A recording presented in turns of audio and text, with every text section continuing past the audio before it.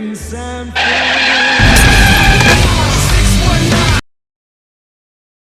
Hi, my name is Michael. I'm a Pisces, and I'm sitting here with a man. I'm sorry, I'm not familiar with your word. My name is Mark Hoppus. I'm also a Pisces. I play bass and I sing in a band called Blink-182. Ah, yes. Good to see you. Pleasure. And yeah. If you could, Something like thanks. that. Yeah, you're in a rock band. Yeah, you've been on the road. Yeah, that's true. Yeah. I have been on the road with you. As you were nice enough to call into Loveline and invite us out here on the road. And I'll tell you, life on the road for a rock band, and I'm not just saying this, way more difficult than I could have ever imagined. And I mean that not because of like all the kind of Hollywood idea of what it means to be on the road. A band like Blink-182, you guys have so many obligations in a given day. I mean, you just to play your set is really a fraction of all the things you got to do. I mean, how do you kind of maintain enthusiasm for all this stuff? Drink a lot. Yeah? Drink a lot. Try and sleep as much as I can. I'm just trying to enjoy it. It's rad. We get to do what we love, and the price for admission is that we have to do some interviews here and there and meet some people and sign some stuff. Yeah, talk to guys like me. You're living your dream. I mean, you dreamed of playing the music you want to play and to make a living at it, and you're doing it in spades now. But also, when you become as successful as you are, you know, I've watched so many people come up and talk to you. They're so consumed with your image now. I mean, not just the music of Blink-182. It's the clothes you wear. It's the things you say in interviews. Because Blink-182 is important. And does it ever become a problem that you guys you're definitely just like regular dudes, you're jokesters? Did you ever put your foot in your mouth? You have some publicist come over and chew your ear out, or is it at the point where people just understand that Blink-182 is a band of guys that's not going to pull any punches? I think that what we say on stage and have said on stage for our entire career is so gnarly that whatever we say in an interview is just child's play, really.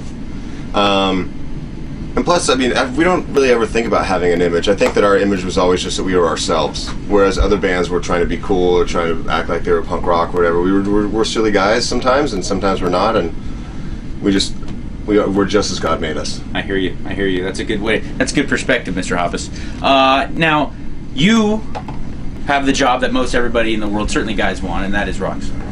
But you also have tried to take on my job as broadcaster. Right. And I want to know, from your opinion, how has that been working out for you? It's been what good. has been the most difficult part of being a broadcaster, and what has been the easiest part? The easiest part is just talking with people about music, because that's what I love to do anyway. And the hardest part is reading a teleprompter. That shit is it's really a skill, hard. right? Yeah, I'm terrible at it too. I'm horrible at it. I'm full on Ron Burgundy. Do you ever get concerned that maybe you're gonna, especially because you're a music guy and you have on guests that not only are musicians as well, but it seems that you draw a guest list that is people who really love music as well, not just people who are in the industry. Do you ever get worried that you're gonna geek out too much and kind of pull the audience out and start talking? We do. Oh, I do that all the time. When we interviewed Bill.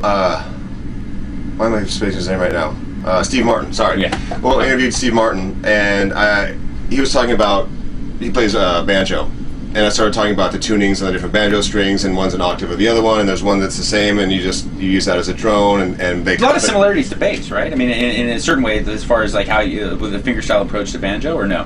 Not my style of playing. Yeah. I think maybe some finger players, but yeah, they cut that whole part out. Yeah, because it was just too geeky. All right, talk about the jerk. Yeah, totally. We talked to when I was talking with John Mayer. We talked about guitars and vintage amps and a bunch of stuff, and they cut all that.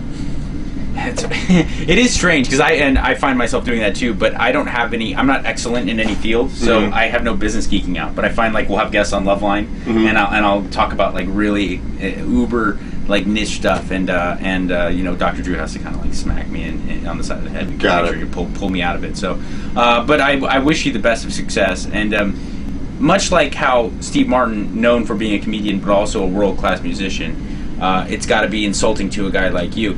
It's very insulting to me that you're a massive rock star and also probably better at my job than I am. So if you could back off a little bit. We're not cutting this, and you're doing fine. At my show, I'm like, sorry, hang on a second.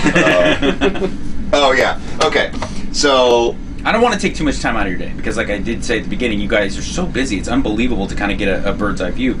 But I gotta really kind of take my hat off to you for having the courage to invite a band like My Chemical Romance on tour with you, because Blink-182 is plenty big enough to have the whole tour to themselves. Yeah, you know what I'm saying? Totally. I mean, and you can invite kind of more baby bands as far as their status in the industry. You invite another band on that could easily headline a tour on their own.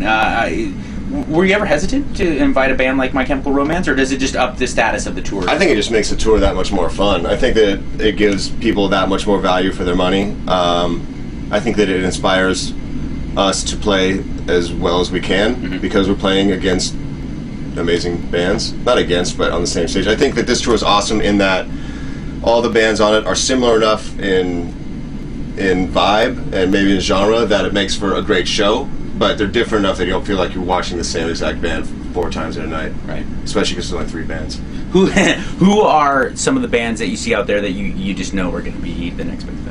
Oh, I suck at the next big thing. Yeah. I suck at that. The first time I heard Limp Bizkit, I was like, oh, there's no way. I was like, there's no way. I mean, I hear what they're doing, and it's cool and all, but there's no way that, like, mainstream America's going to get onto that. And that's fine. I'll move on then, but because one thing I definitely suck at is, working in radio, we're given the singles of songs, and oftentimes I'll hear it first time. I'll hear, like, the Foo Fighters Pretender. I was like, not gonna happen. Sorry, guys. No, I mean, I really feel like Foo Fighters got better songs. And of course, it's like 2 years number one single. I'm terrible at like picking the single.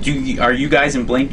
Do you have the ability to really look at your album and say this is the one, or do you have to bring in people like in management and from the label? Everybody has their own input. We all pretty much agree on all the singles, though.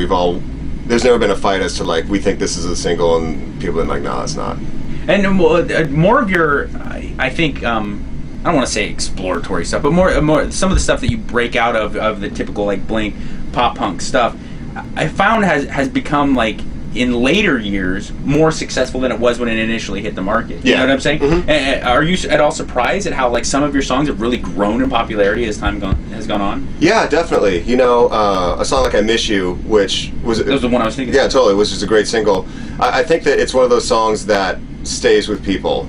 There's songs like First Date and What's My Age Again that I think are immediate candy. Like you get that instant, it's a poppy song, it's fun, it's got the energy, and then you have a sugar crash after that. Not that you burn out on it, but like, No, but you knew going in. Yeah. Like that's what we were writing for. It's to catch you, draw you in immediately. But yeah, like Miss You and Adam's Song or 2 songs that come to mind from your catalog that it's almost like that you listen to them. The more you listen to them, the better. They're like the Fight Club of Blink-182's songs. That's nice. I like that. Thank you.